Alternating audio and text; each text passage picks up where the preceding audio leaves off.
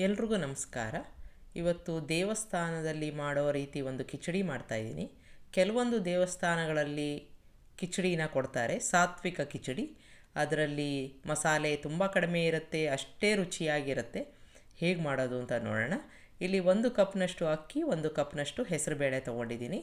ನೀವು ಬೇಕಾದರೆ ಅರ್ಧ ಕಪ್ನಷ್ಟು ಹೆಸರುಬೇಳೆ, 1 ಕಪ್ನಷ್ಟು ಅಕ್ಕಿ ಬೇಕಾದ್ರೆ ತೊಗೋಬೋದು. ನಾರ್ಮಲ್ ಅಕ್ಕಿ ತೊಗೊಂಡಿದ್ದೀನಿ, ಊಟಕ್ಕೆ ಯಾವ್ದು ಬಳಸ್ತೀರಾ ಅದನ್ನು.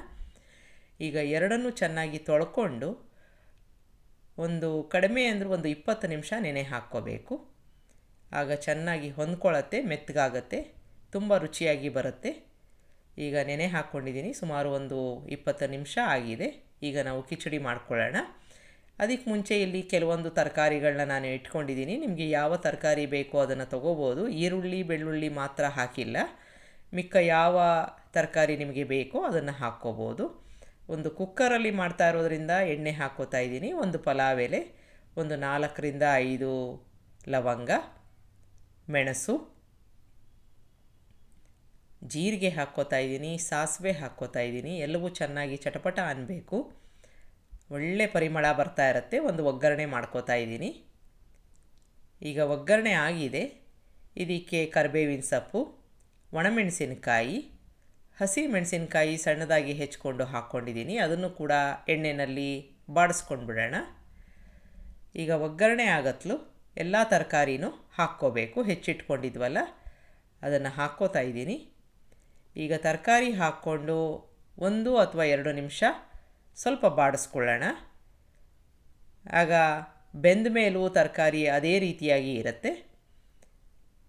ಈಗ ಬಾಡಿಸ್ಕೊಂಡಿದ್ದಾಗಿದೆ.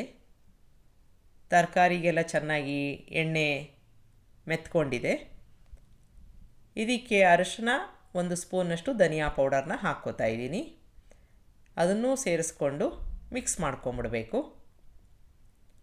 ಈಗ ಎಲ್ಲವೂ ಚೆನ್ನಾಗಿ ಬೆರೆತ್ಕೊಂಡಿದೆ. ಇದಾದ ನಂತರ ನಾವು ನೆನೆಸ್ಕೊಂಡಿದ್ವಲ್ಲ ಬೇಳೆ ಮತ್ತು ಅಕ್ಕಿ, ನೀರನ್ನೆಲ್ಲ ತೆಗೆದು ಹಾಕ್ಕೋತಾ ಇದ್ದೀನಿ. ಈಗ ಅದನ್ನು ಒಂದು ಅರ್ಧ ನಿಮಿಷ ಅಥವಾ 1 ನಿಮಿಷ ಮಿಕ್ಸ್ ಮಾಡ್ಕೊಳ್ಳೋಣ. ಒಗ್ಗರಣೆ ಜೊತೆ ಅಕ್ಕಿ ಬೇಳೆ ಚೆನ್ನಾಗಿ ಮಿಕ್ಸ್ ಆಗಬೇಕು. ಈಗ ಎಲ್ಲವೂ ಚೆನ್ನಾಗಿ ಹೊಂದ್ಕೊಂಡಿದೆ. 1 ಟೊಮೆಟೊ ಹಾಕ್ಕೊಂಡಿದ್ದೀನಿ, ಅದನ್ನು ಸೇರಿಸ್ಕೊಂಡು ಬಾಡಿಸ್ಕೊಂಬಿಡೋಣ. ಈಗ ಎಲ್ಲವೂ ಚೆನ್ನಾಗಿ ಬೆರೆತ್ಕೊಂಡಿದೆ. ಈಗ ಅಕ್ಕಿ ಬೇಳೆ 1 ಕಪ್ಪು ತೊಗೊಂಡಿದ್ದೀನಿ. 1 ಕಪ್ಗೆ 4ರಷ್ಟು ನೀರು, ಒಟ್ಟಾರೆ 8 ಕಪ್ನಷ್ಟು ನೀರನ್ನು ಹಾಕ್ಕೋತಾ ಇದ್ದೀನಿ. ಈಗ ಎಲ್ಲವನ್ನು ಚೆನ್ನಾಗಿ ಮಿಕ್ಸ್ ಮಾಡಿಕೊಂಡು ರುಚಿಗೆ ತಕ್ಕಷ್ಟು ಉಪ್ಪನ್ನು ಹಾಕ್ಕೋಬೇಕು. ಈ ರೀತಿಯಾಗಿ ತರಕಾರಿ ಹಾಕಿ ಮಾಡಿದಾಗ ತುಂಬ ಚೆನ್ನಾಗಿರುತ್ತೆ. ಒಂದು ಸಲ ಮಾಡಿ ನೋಡಿ. ತುಂಬ ಸರಳವಾಗಿ ಆದರೆ ಅಷ್ಟೇ ರುಚಿಯಾಗಿರುತ್ತೆ. ಕುದಿ ಬಂದ ಮೇಲೆ ಮುಚ್ಚಳ ಮುಚ್ಚಿ 2 ವಿಷಲ್ಲು ಮೀಡಿಯಮ್ ಊರಿನಲ್ಲಿ ಕೂಗಿಸ್ಕೋಬೇಕು. ಅಷ್ಟೊತ್ತಿಗೆ ಒಂದು ಒಗ್ಗರಣೆ ಮಾಡ್ಕೊಳ್ಳೋಣ. ತುಪ್ಪ ಹಾಕ್ಕೊಂಡಿದ್ದೀನಿ, ಜೀರಿಗೆ ಹಾಕ್ಕೋತಾ ಇದ್ದೀನಿ. ಚೆನ್ನಾಗಿ ಚಟಪಟ ಅನ್ನಬೇಕು ಜೀರಿಗೆ.